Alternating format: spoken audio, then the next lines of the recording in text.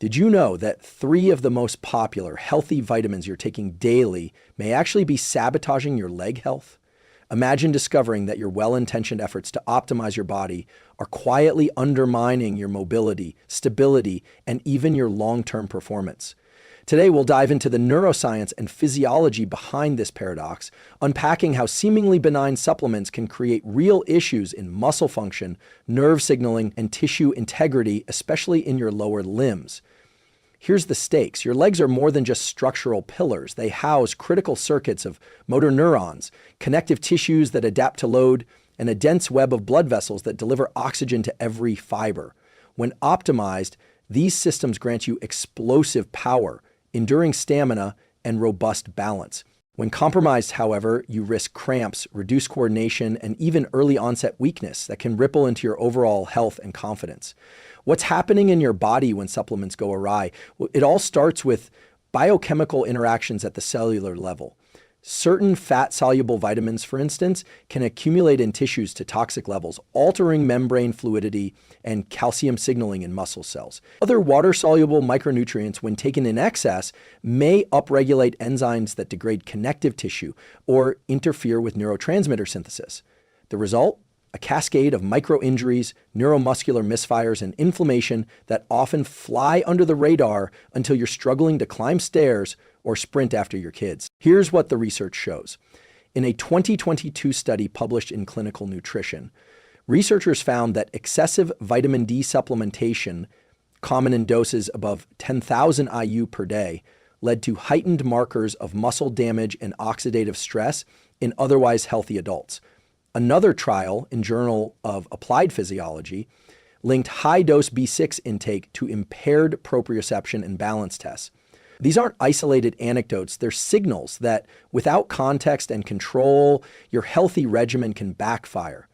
But don't worry, over the next sections, we'll reveal 3 specific vitamins often misused, explain the mechanisms by which they harm your legs, and share practical protocols to measure, dose, and time your intake safely. You'll walk away with not just cautionary tales, but a clear set of tools, neuroscience-backed frameworks for testing your levels, optimizing absorption windows, and using counterbalancing nutrients to protect and enhance your lower body function. Ready to reclaim peak performance from the ground up? Let's begin by outlining the 6 breakthrough concepts that will guide you to stronger, healthier legs, grounded in science, powered by actionable steps, and designed to elevate both body and mind. It's one of the most recommended vitamins on the planet, and for good reason. Vitamin D is essential for immune health, bone density, and even mood regulation. But here's the paradox. When taken in high doses, especially without balancing nutrients, vitamin D can silently wreak havoc on your muscles and more specifically your legs. Let's break this down. What's happening in your body when vitamin D levels spike too high? At its core, vitamin D is a hormone-like substance. It works by increasing calcium absorption in the gut, helping maintain proper blood calcium levels. That sounds like a good thing until it isn't.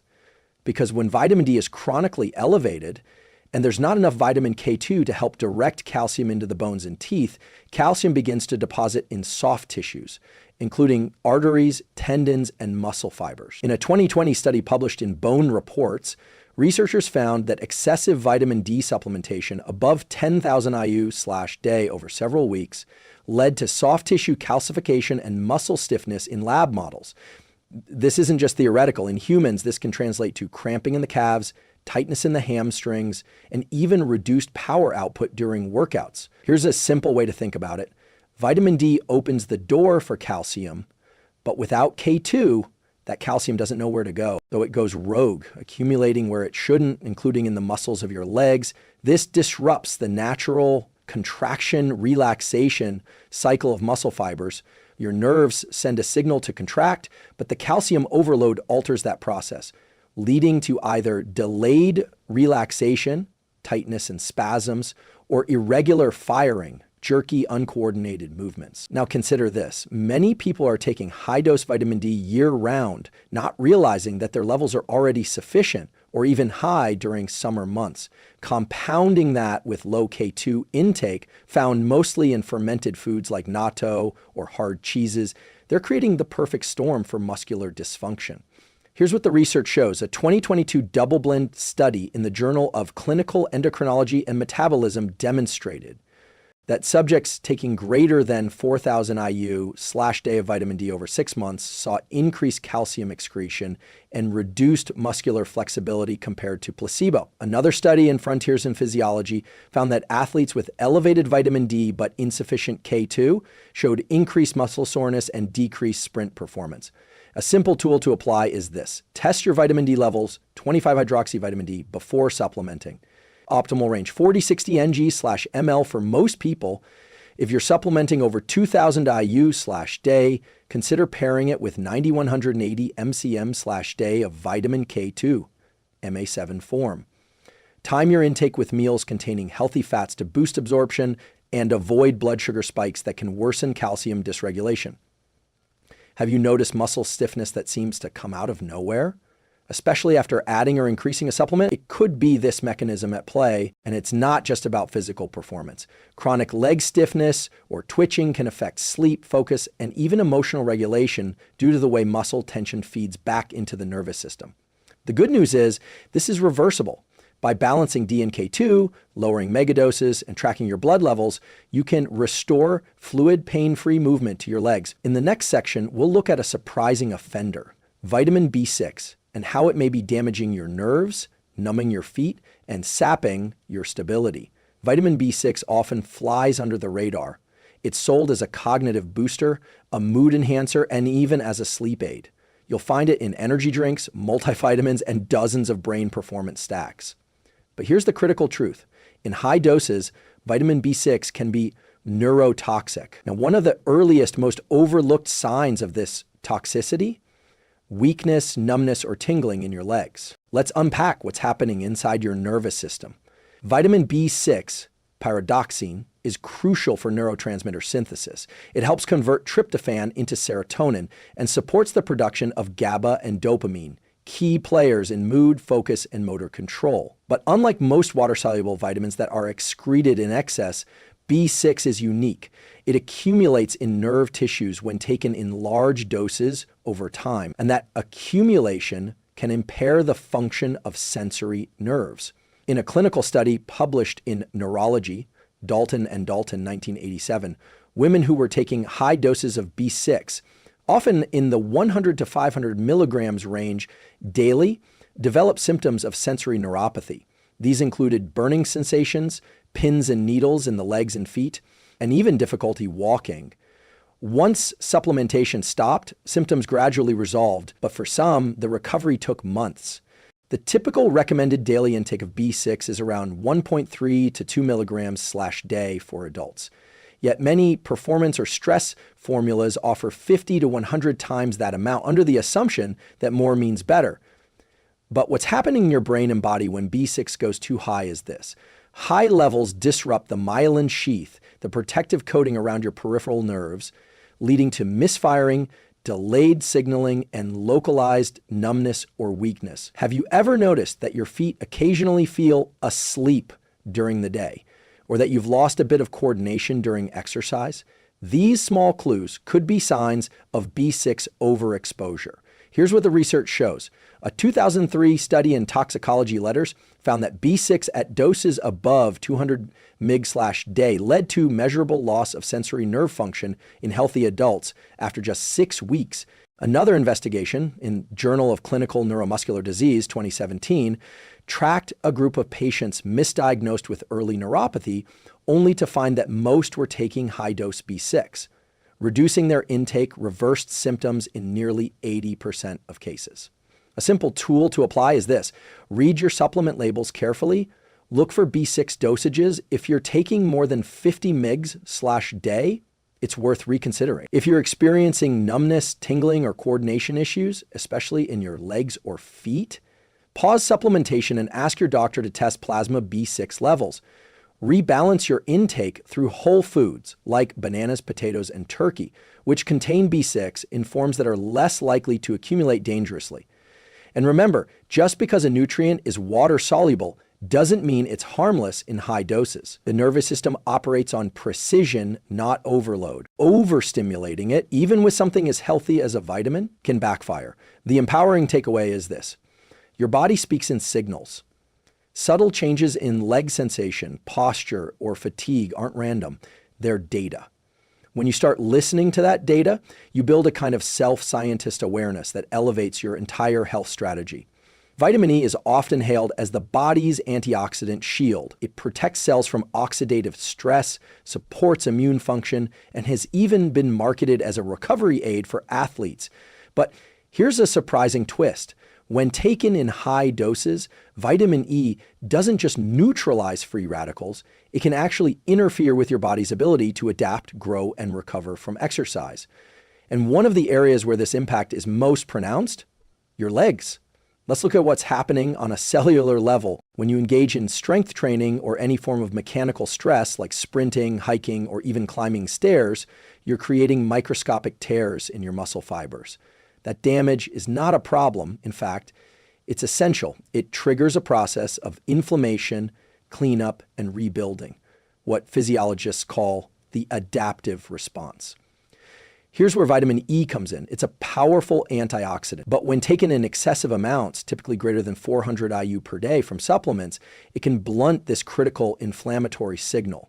In simple terms, too much antioxidant protection can short-circuit your body's natural upgrade process. This concept was put to the test in a 2009 study published in the Journal of Physiology, where researchers found that subjects taking high-dose vitamin E and C supplements showed less improvement in muscle endurance and mitochondrial function after exercise compared to those who trained without supplements. Their bodies didn't adapt as well because the oxidative stress, normally a key signal to rebuild stronger, was muted.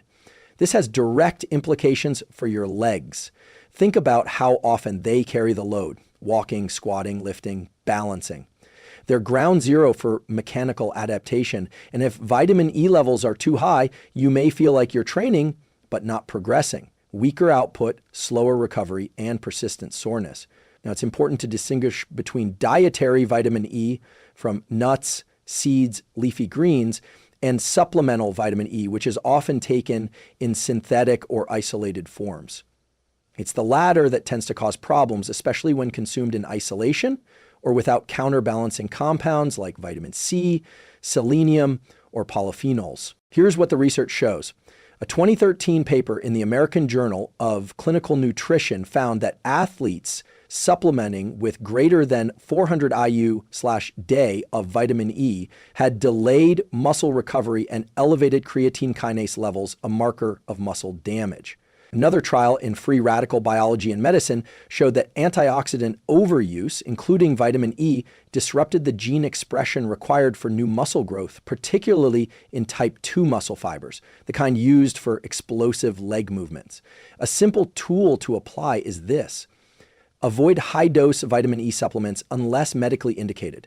Look for mixed tocopherols if you do supplement, and stay under 200 IU/day unless otherwise advised. Emphasize whole food antioxidants instead. Foods like sunflower seeds, almonds, spinach, and avocados offer vitamin E in synergy with other nutrients, allowing for proper modulation, not suppression of inflammation. If you're doing heavy leg training or endurance work, avoid taking vitamin E immediately before or after workouts. Let your body initiate the recovery process before stepping in with antioxidants. Have you ever noticed a plateau in your leg strength or soreness that lingers longer than it should? It might not be your training, it might be your supplements. Here's the empowering part. Your body is engineered for resilience. When you give it the right signals at the right time, it knows how to repair, grow, and adapt. But when we override those signals, often with the best of intentions, we risk stagnation or regression. In the next section, we'll zoom out to examine a bigger picture: how all these vitamins influence the communication between your brain and your muscles. It's time to explore the neuromuscular symphony that drives every step, jump, and sprint, and how to keep it in tune.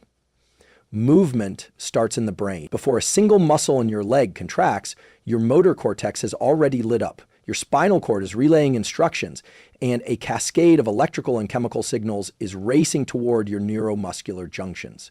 This elegant dance, brain to nerve to muscle, is what gives you the ability to walk, lift, balance, or sprint. But here's the hidden cost of unbalanced supplementation.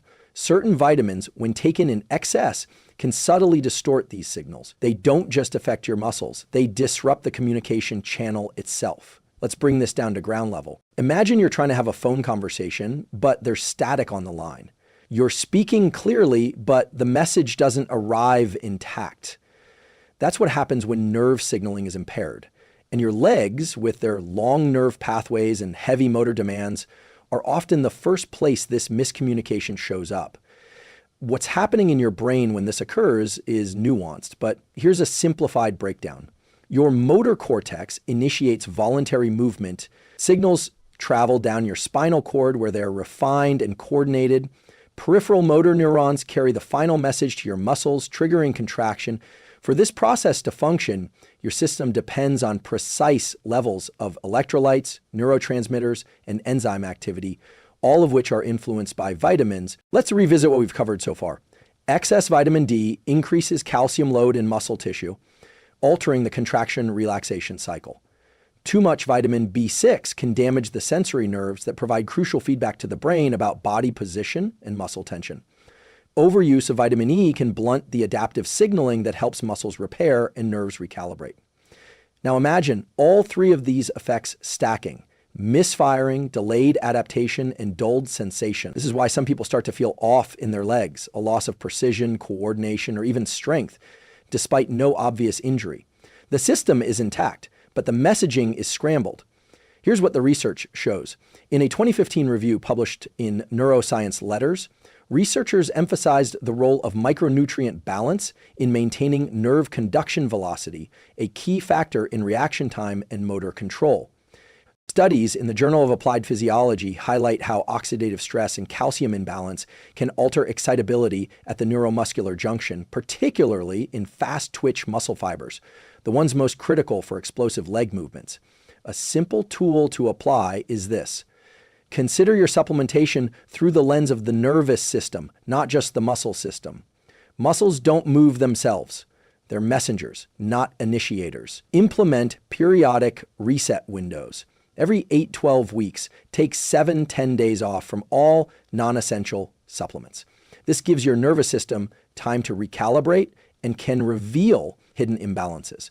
Support neuromuscular signaling with lifestyle tools. Prioritize sleep. Engage in slow, deliberate movement practices like yoga or Tai Chi, and hydrate with electrolytes, especially after sweating. Have you noticed how your legs sometimes feel disconnected? Like your brain's intentions aren't translating into smooth, powerful motion? That gap is real. And often it's not a strength issue, but a signaling issue. Let's zoom out for a moment. Most people take supplements with good intentions to feel better, think clearer, recover faster.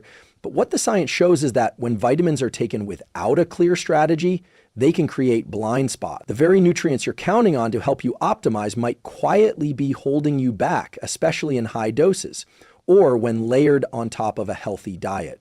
So how do you shift from guesswork to precision? The answer lies in 3 words that fundamentally change how you approach any supplement: test, time, and titrate. This framework isn't just about avoiding harm. It's about unlocking the full benefit of nutrition in sync with your physiology, your nervous system, and your goals. The first principle is this: don't guess, assess. It's surprisingly common for people to supplement with high-dose vitamin D, B6, or E without ever measuring their levels. Yet the tools to do so are widely available, and when you test, you often uncover things you'd never expect. Here's what to focus on. For vitamin D, a blood test for 25-hydroxy vitamin D gives a clear picture. Optimal range, 40-60 ng/ml for most healthy adults. For B6, a plasma pyridoxal phosphate, PLP, test can reveal excess even if symptoms haven't appeared yet. For vitamin E, alpha tocopherol levels can be assessed with a simple serum test, though this is less commonly ordered unless there are neurological symptoms. If testing isn't accessible, start with a symptom check-in. Are you experiencing numbness, muscle stiffness, or coordination issues, especially in the lower body? These can be clues that your intake exceeds your body's actual needs. Time. Your body doesn't need the same thing every day all year long. For example, vitamin D requirements fluctuate seasonally. In summer, you may get plenty from sun exposure, meaning supplementation in those months could push levels too high. Similarly, exercise recovery cycles influence your need for antioxidants like vitamin E. On hard training days, letting your body experience natural oxidative stress may lead to better long-term gains. Timing also applies to when you take supplements. Fat-soluble vitamins are best taken with a meal that contains healthy fats to improve absorption. Avoid high-dose antioxidant supplements immediately before or after intense workouts, as they can blunt performance adaptations. If you're using B complexes, aim for early in the day, as they can be stimulating and may disrupt sleep when taken late. Your internal chemistry is dynamic. Your supplement schedule should reflect that.